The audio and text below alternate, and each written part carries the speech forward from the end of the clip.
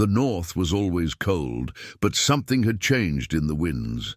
Even the oldest trees in the godswood stood still, as if holding their breath. Winterfell had seen many strange things, but none stranger than what was hidden deep beneath it. Far beneath the crypts where the old kings of winter slept, only one man knew the truth. Eddard Stark, Lord of Winterfell, stood quietly before a heavy, ancient door carved into the black stone wall of the lowest crypt. No servant dared come here. Not even Maester Luwin was allowed to speak of this place. Only Ned and a few sworn men who would die before they ever revealed its secret. Inside the chamber, it was not cold. It was warm, steamy, and alive.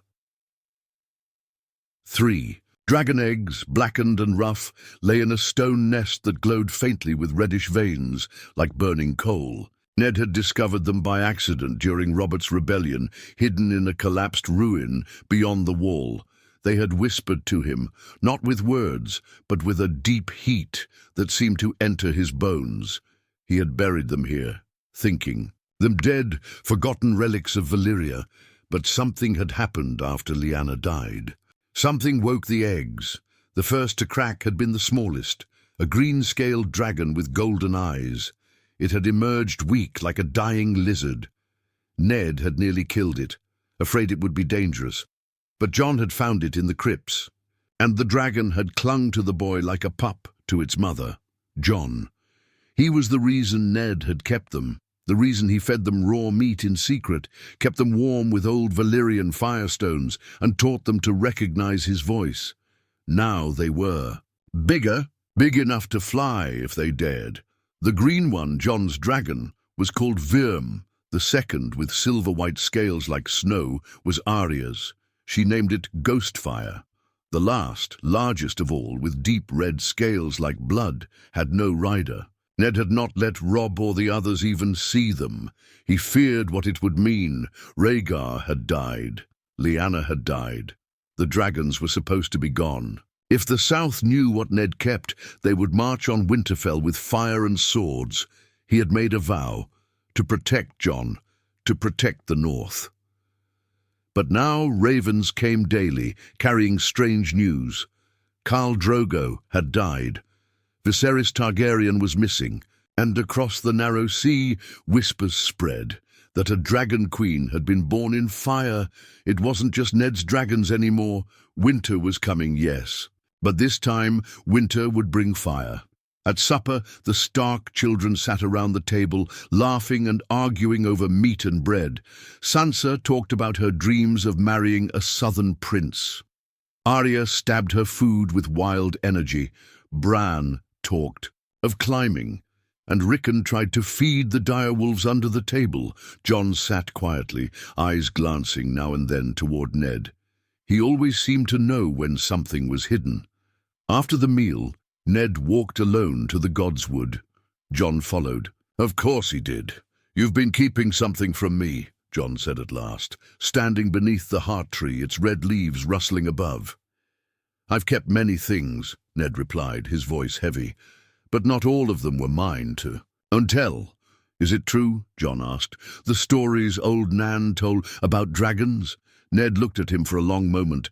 Then he turned, beckoning the boy to follow. They walked down into the crypts, deeper and deeper, past the statues of old Starks with their stone direwolves. At the very end, Ned touched the wall, and it opened. Jon stared in silence as the heat hit him. The 3 dragons hissed softly in the red glow. Virem walked toward him, tail swaying, wings folded like a bat. "You were never a bastard," Ned said quietly. "And the world is not ready for what you are." Jon didn't speak.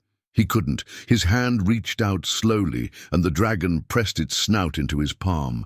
Above them, the wind howled like a warning, and far beyond the wall, something ancient opened its blue eyes. The next morning, Winterfell didn't feel like Winterfell anymore.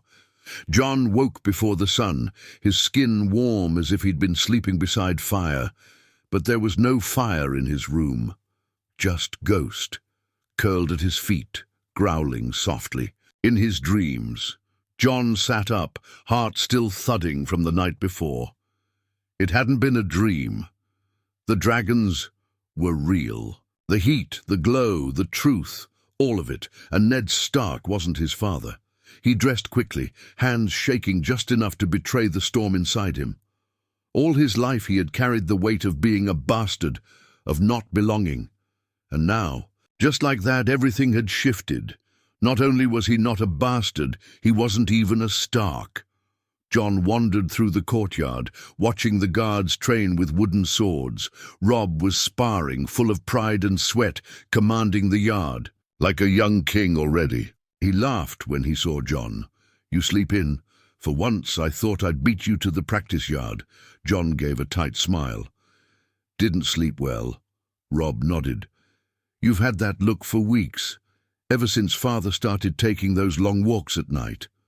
Jon looked away. He couldn't tell Robb. Not yet. Maybe not ever.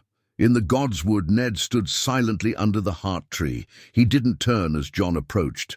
The silence between them hung thick, filled with words neither knew how to say. "Who was she?" Jon asked finally. "Your mother." Ned's voice was like gravel. "Her name was Lyanna. She was my sister." Jon didn't move. "She died giving birth to you," Ned continued. "I took you as my son to protect you. Robert would have killed you if he knew. You're a Targaryen, Jon, the last male heir of the dragon blood." Jon felt his knees go weak. The wind rustled the leaves above them, as if the old gods themselves were listening.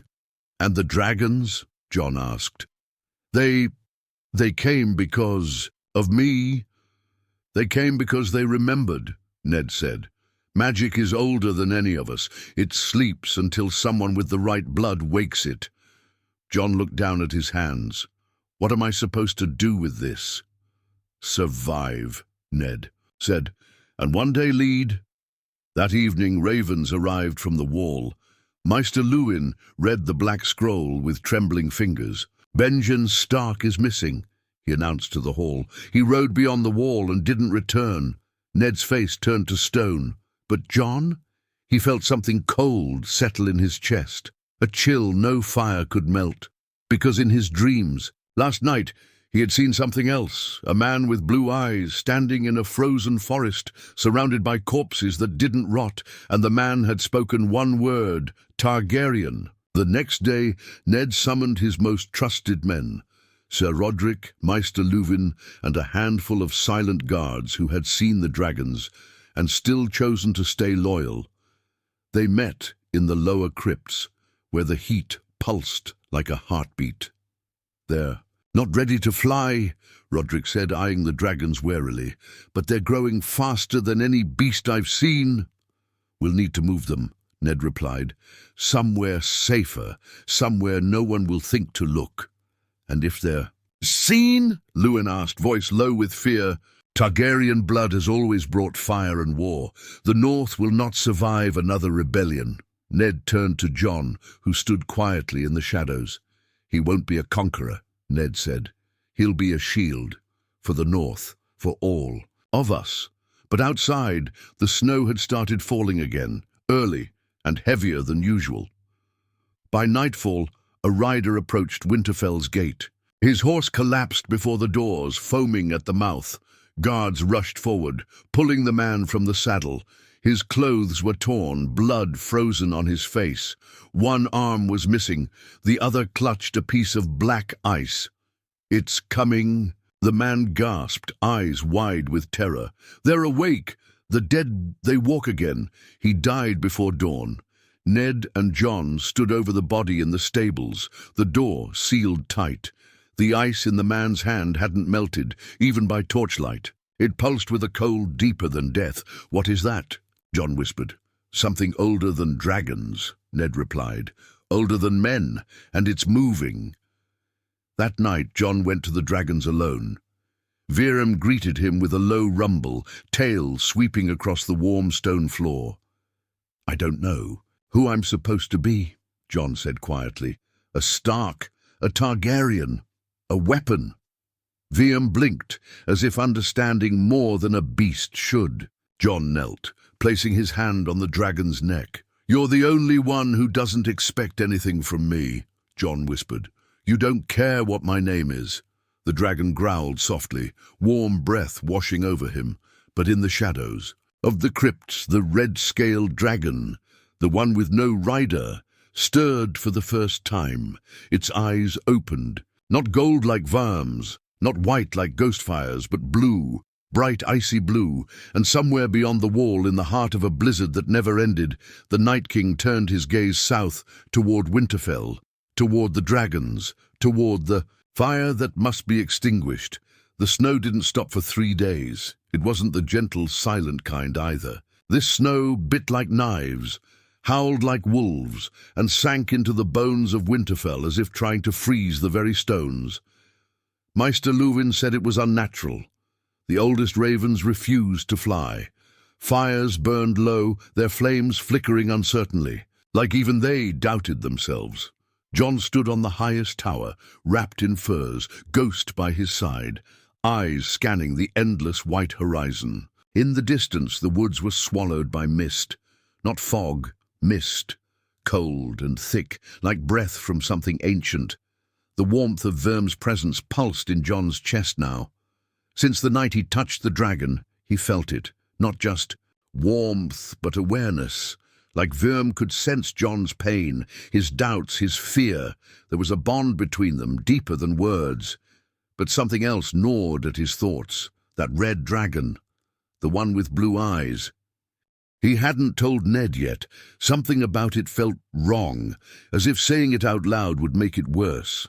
But every night since, Jon had dreams. Fire and ice, screaming dragons, a wall breaking into pieces, and always those eyes. Not human, not alive, but aware, as if something had taken root inside the dragon that didn't belong. In the great hall, Ned met with Roderick, Luwin, and Theon. Even Catelyn had been summoned, though her sharp eyes watched Jon from across the room with quiet suspicion. She had always treated him like a stranger. Now, more than ever, she might have been right. "We received a raven from Castle Black," Luwin said, voice grim. "More rangers missing, strange footprints in the snow, and bodies found, drained, of color, flesh like ice. White walkers," Roderick muttered. Catelyn scoffed. "Old wives' tales." "They were tales until dragons returned too," Ned said coldly. Then he turned to Jon. "You saw something," he said. "That night in the crypts." Jon hesitated. Everyone's eyes on him. Ghost let out a low growl. "Yes," Jon said at last. "The red one, it's changed." "Changed how?" Jon looked down. Its eyes, they were blue. Silence crushed the room. "That's not possible," Luwin whispered. "Not unless it's been touched." "Touched by what?" Catelyn asked, voice sharp. Jon didn't answer. He didn't have to. "The Night King," Ned said finally. "They say he was a man once, a Stark even. Long before the wall, he turned on his own kin, gave himself to darkness. What if he can do more than raise the dead?"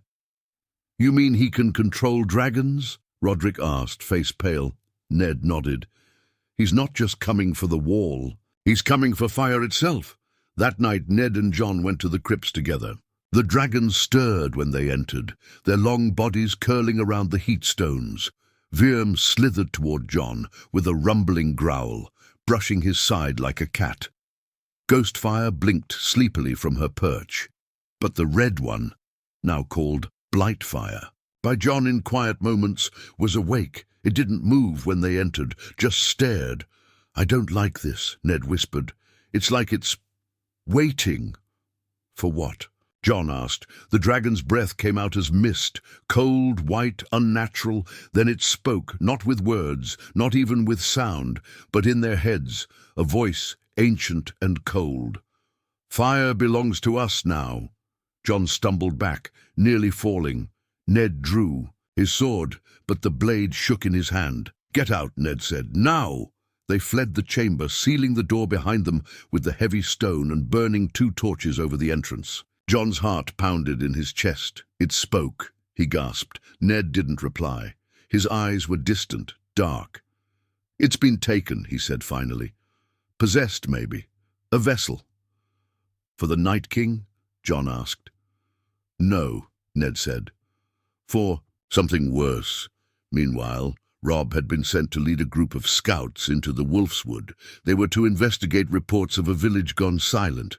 No smoke, no birds, no life. He returned before dawn, face grey. "There was nothing," Robb said. "No blood, no bodies, just frost, thick, on the walls, inside the houses, like winter had swallowed them whole." "And tracks?" Ned asked. Robb nodded slowly. "Yes, one set. Clawed. Not human. Large. Too large." "A dragon?" Jon asked. Robb looked at him. "One that bleeds cold." Jon couldn't sleep that night. The walls of Winterfell felt closer than ever. Even the direwolves seemed on edge, howling at things unseen. He walked alone into the godswood, hoping to find peace under the heart tree. But the snow had covered everything. The weirwood's face was barely visible beneath the frost. "Ah, you listening?" Jon whispered to the tree. No answer, just wind. Then he felt it, heat behind him. He turned. Verm stood there, glowing slightly in the snow, eyes soft and sad. The dragon nuzzled Jon's chest, and for a moment he forgot the fear. But then Verm's head snapped up, growling. Ghost appeared from the trees, fur raised, snarling toward the shadows. And from the mist beyond the godswood, a figure emerged, tall, cloaked in ice, eyes blazing blue. And behind him, a shape moved through the trees, massive, winged, scales the color of dried blood, Blightfire. The sky above Winterfell cracked with thunderless lightning. No sound, just brilliant white flashes that painted the snow in ghost light. The clouds were low, thick as wool, soaked in ash.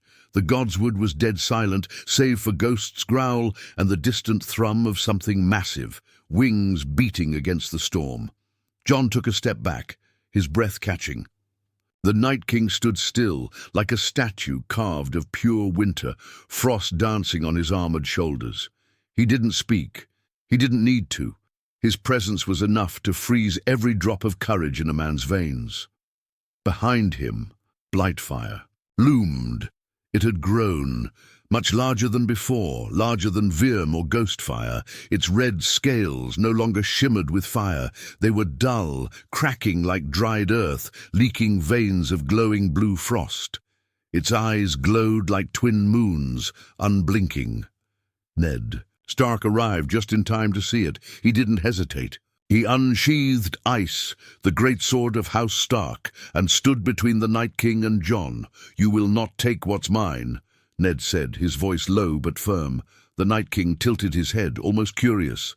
Then he raised a single hand.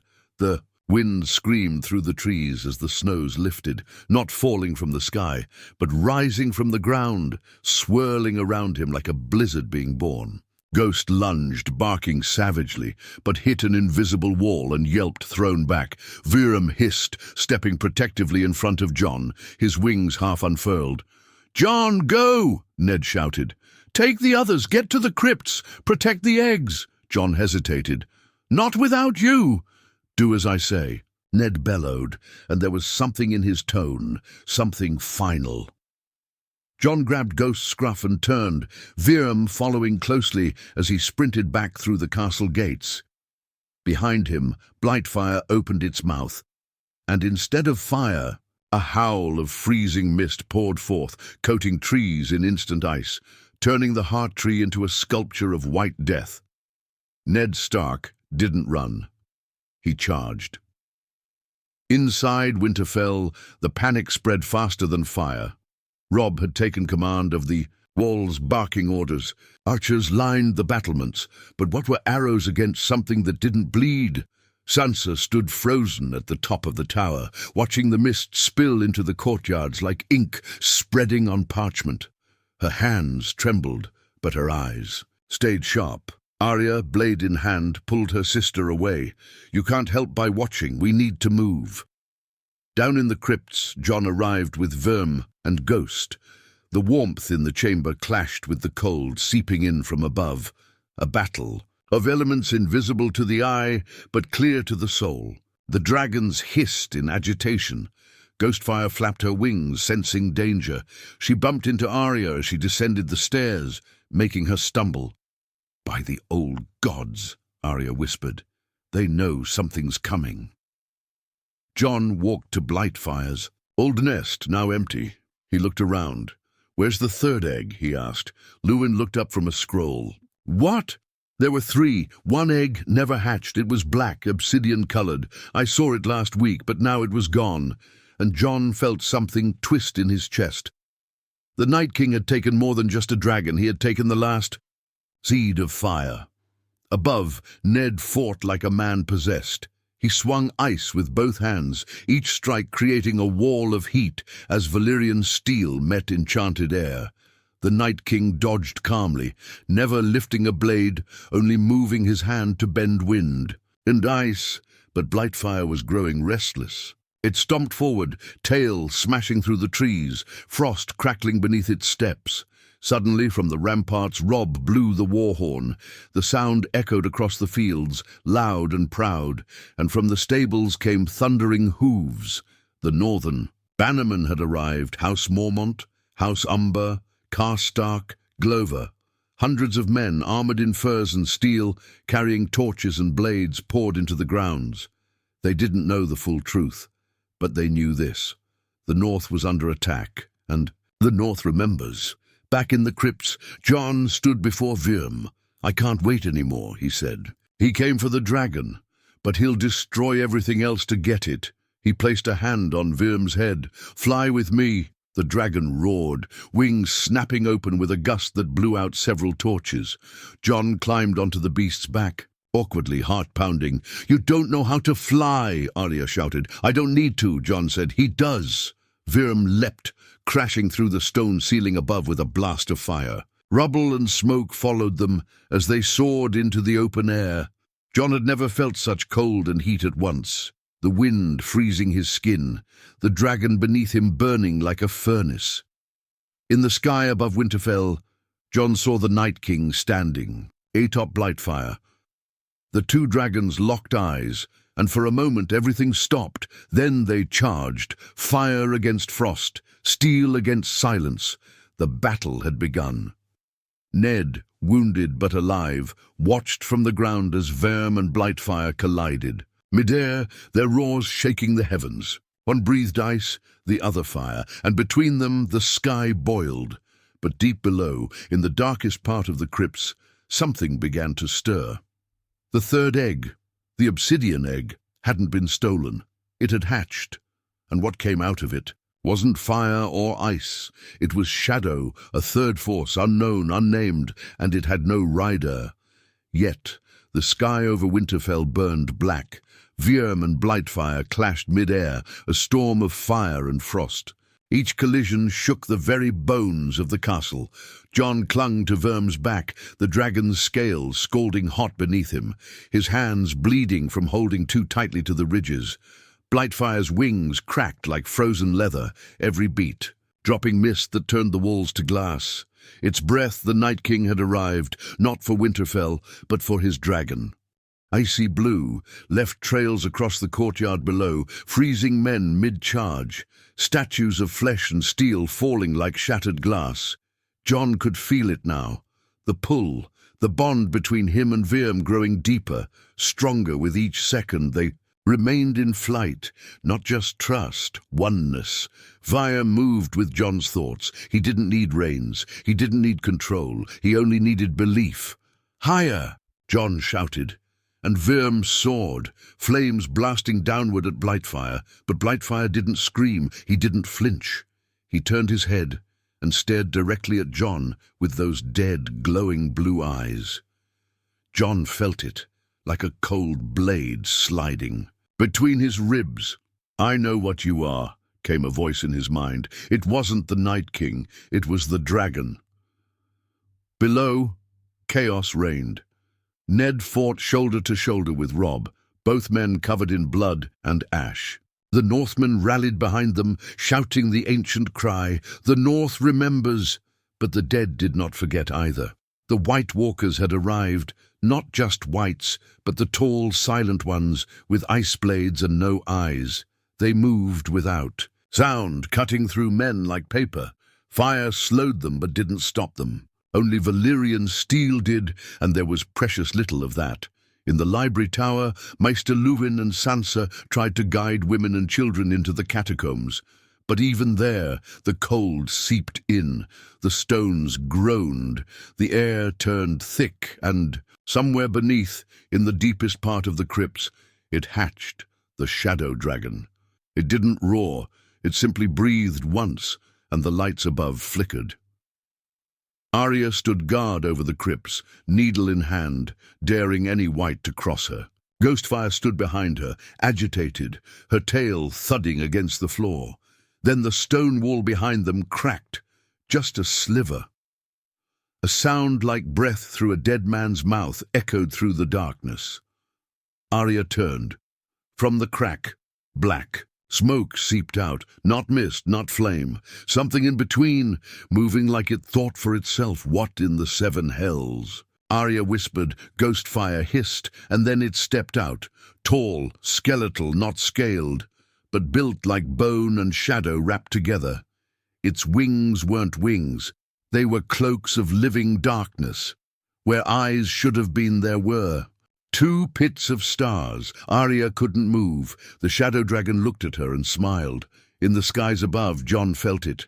A presence, colder than ice and deeper than fire. Something that didn't belong to this world. "Viam, back to the castle," he shouted. But Blightfire dove at them again, this time faster, darker. Jon ducked, and frost bit his cloak, freezing. In mid-air, they crashed into each other, tumbling through the clouds, teeth and claws locked. But just before they hit the ramparts, Viram broke away and soared toward the courtyard. And that's when Jon saw it, standing on the cracked steps of the godswood, the third dragon. But it wasn't with the Night King, it wasn't with him either, it was just watching. Everyone, men, whites, wolves, dragons, froze. Not from magic, from fear, from some primitive memory deep in the blood. The shadow dragon exhaled again, and a dozen torches across the walls simply vanished. Not extinguished. Gone. "What is that?" Jon whispered, and the voice replied, not aloud, not in his head, but everywhere, balance.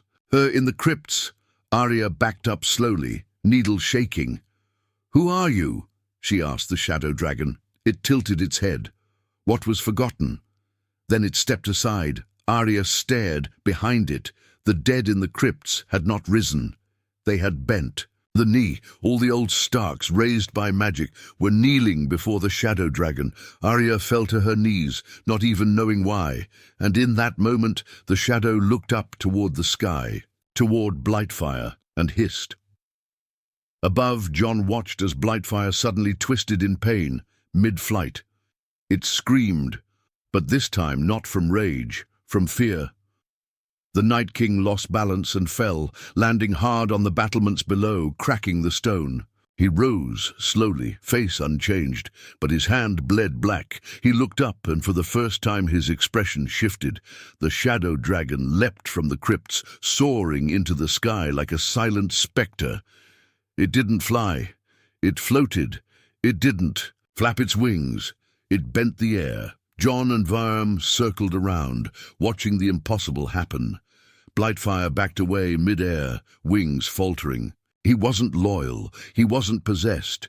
He was afraid. The shadow dragon reached him. No sound, no struggle. It simply touched Blightfire's chest with its claw, and ice shattered. Blightfire's body cracked open like a shell, releasing a blast of blue light into the sky, and then collapsed, limp, wings folding in death. The Night King roared. It was not a sound anyone had heard before. Not rage, not pain. Loss. He looked around him, at the burning skies, the fractured army, the dragons he had sought to control, and the one he never understood. The shadow turned toward him. He raised his hands again. The dead stirred, But they didn't rise. Instead, the whites turned to ash, all of them. The White Walkers screamed and crumbled, bones and blades falling to the dirt. The Night King tried to flee, but the shadow flew down, slow and final, landing before him. Jon landed beside it, Virm curling protectively behind. They stood together, fire and shadow, and the Night King looked into the eyes of the thing older than him and burned from the inside out, silently, painlessly, gone. Winterfell fell still. Snow drifted again, but this time, gentle, soft, peaceful. Jon looked at the shadow dragon. "What are you?" The dragon's eyes flickered like twin voids. "I am what comes after the end." And with that, it flew away into the night, leaving no trace. Jon didn't know if it would return. He wasn't sure if he wanted it to, but one thing was certain. The world had changed, forever. Snow fell like feathers, soft, silent, almost apologetic for the war it had carried just days ago. Winterfell stood wounded, but not broken. Its walls, scarred with black scorch marks and streaks of frost, bore witness to a battle no bard could ever fully capture. Men swept the ashes of both friend and foe. Wolves howled less now.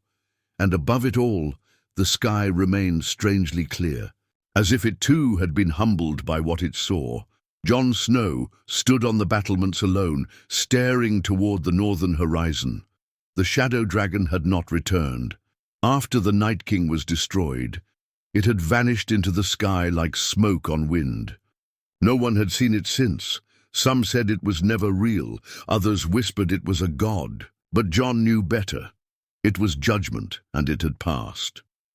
Ned Stark walked slowly through the courtyard, his limp heavier now, a deep wound along his thigh bound tightly beneath his furs. Age had found him early, not in years, but in weight. He watched Jon with a distant gaze. Behind him, the people of the North whispered. Some called Jon the Dragon of the North. Others, more fearful, called him the bastard Targaryen. Jon didn't correct any of them, because he wasn't sure who he was anymore.